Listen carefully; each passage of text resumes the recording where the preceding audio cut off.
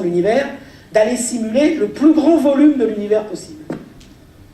Pour être sûr, comme je le disais tout à l'heure par exemple, de former cet objet le plus massif, donc de simuler tout l'univers observable. Maintenant, qu'est-ce que c'est que l'univers observable? L'univers observable, d'abord, c'est défini pour un observateur. En l'occurrence, par exemple, ça peut être nous, cet observateur. Le volume de l'univers observable, ça va être essentiellement la sphère tridimensionnelle, centrée sur nous, et de rayons, la distance parcourue par la lumière dans l'âge de l'univers.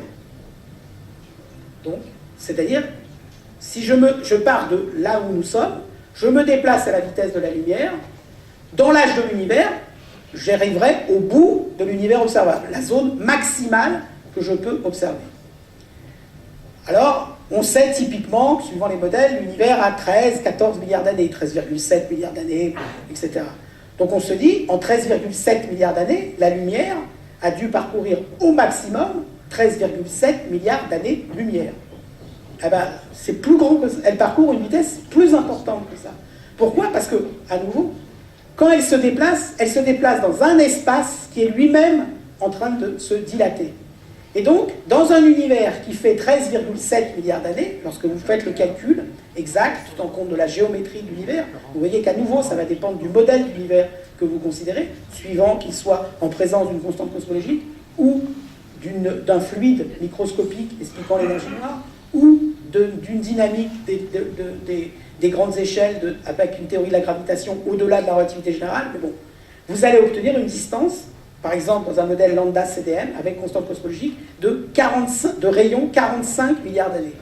Donc, même si c'est paradoxal, mais en fait ce n'est pas paradoxal, on le comprend bien, la lumière, en partant de nous, a mis dans l'âge de l'univers, a parcouru dans les 13,7 milliards d'années de l'univers 45 milliards d'années-lumière. Donc une sphère de diamètre 90 milliards d'années.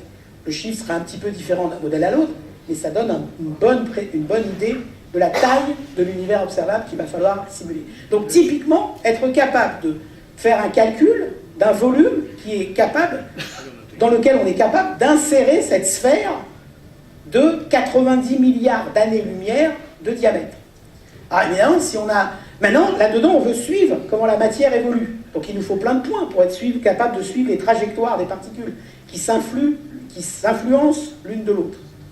On peut montrer, pour être à peu près correct et suivre la dynamique sur l'échelle de la formation des galaxies, qu'il nous faut des trillions, des mille milliards de points. Donc une grille particulièrement fine. Et pour être capable de suivre des objets formés résultant de l'accumulation de ces particules, des objets de masse correspondant typiquement à des amas de galaxies, et pour que chacune de ces particules soit au minimum de la masse d'une galaxie, il nous faut 550 milliards de points. Pour faire ceci, ça impose d'optimiser d'optimiser tous les aspects du calcul. Je passe sur cet aspect parce que là j'ai quand même passé pas mal de temps sur les aspects techniques. Et juste pour situer où se situe ce calcul par rapport à tous les autres calculs qui avaient été faits jusqu'à présent, on le voit ici représenté par ces deux caractéristiques. Le volume d'univers simulé et la quantité de trajectoires qu'on est capable de suivre pour être capable de tracer la distribution de matière à chaque instant dans l'histoire de l'univers.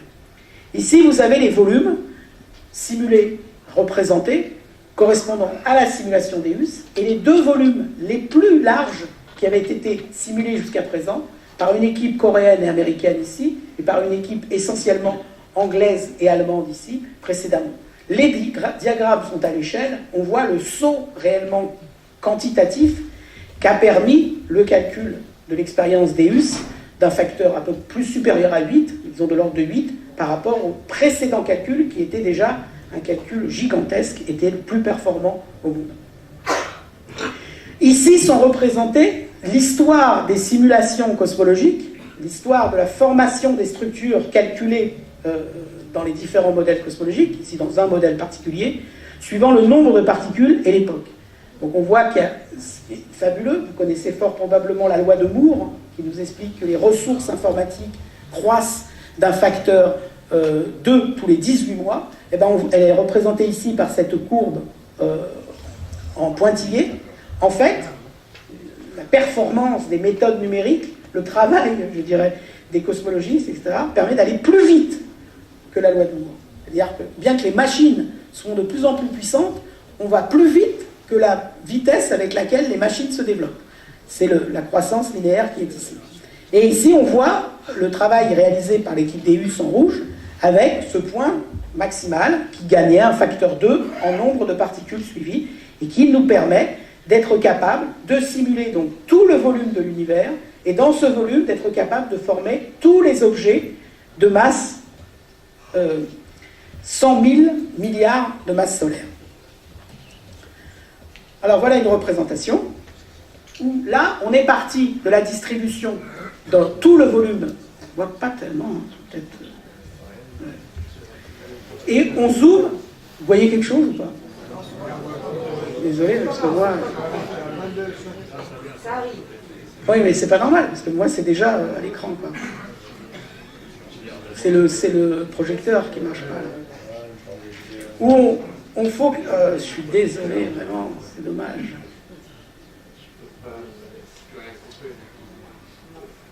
Attends, on va voir si sur le suivant ça se voit mieux. Voilà. Bah pareil, là, vous voyez rien, merde.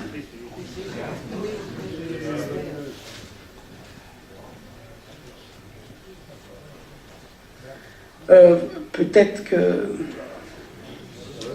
Attendez, on va essayer autre chose.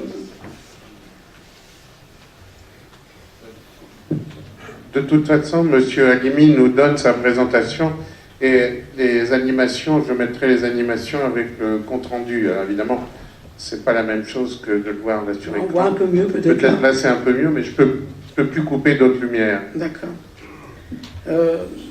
Là, vous voyagez dans la distribution de matière dans tout l'univers observable aujourd'hui.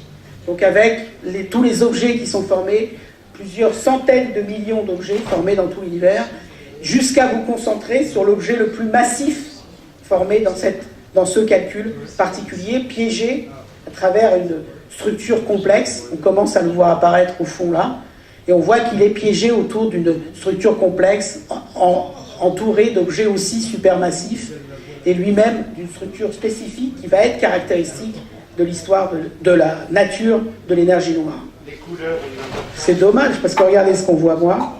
Les couleurs ont de l'importance. Les couleurs décrivent en fait la dispersion de vitesse, c'est-à-dire où la matière est animée de vitesse plus importante. On voit beaucoup plus ici que là, c'est vraiment dommage. Donc, alors je reviens.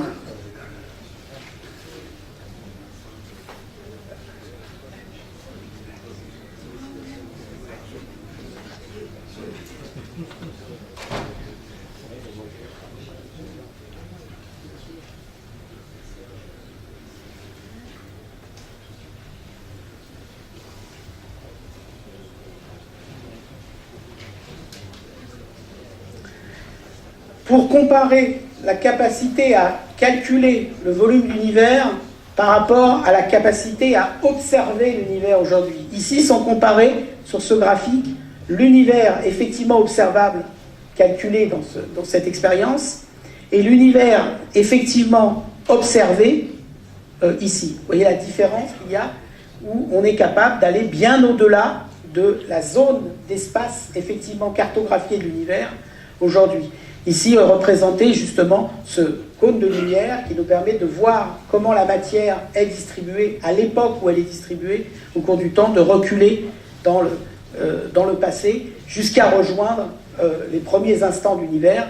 Une remarque qu'on voit à peine ici, c'est dommage, c'est que l'univers apparaît très structuré, même dans une époque très très reculée dans le passé. Parce que là, vous voyez qu'on est à 13 milliards d'années, on voit encore un univers très, très structuré. Et il faut attendre vraiment les derniers instants pour voir un univers qui apparaît essentiellement homogène.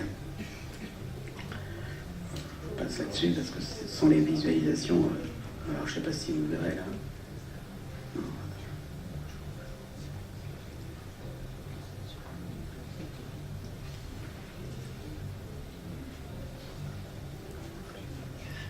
Ouais, il n'y a rien, c'est possible. Ici vont être comparés justement les trois modèles dont je parlais tout à l'heure. Un qui consiste à considérer un univers avec une constante cosmologique minimale, modèle minimal, un univers essentiellement correspondant à une interprétation microscopique de l'énergie noire, et le modèle qui est au milieu, en vert, jaune, correspondant à une interprétation liée à nécessitant des modifications des lois de la gravitation aux grandes échelles. Le problème maintenant, c'est d'essayer d'être plus quantitatif. Donc je vais passer, je suis désolé parce qu'on ne voit pas les... sur les prédictions de ces modèles. Et par exemple,